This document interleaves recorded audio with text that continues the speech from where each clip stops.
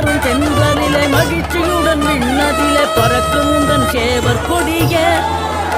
மனத்தளர்ச்சியின்றி தன்னை மறந்து மலர்ச்சியுடன் தனிகையிலே நடம் புரியும் தோகை மயிலே பன்னீரில் அபிஷேகம் நீரில் அலங்காரம் அதிரூபம் கொண்ட முருகன் நீ புரியாமல் அடியேனும் பிழை 100 செய்தாலும் பொறுத்தருளும் செல்வக்குமரன்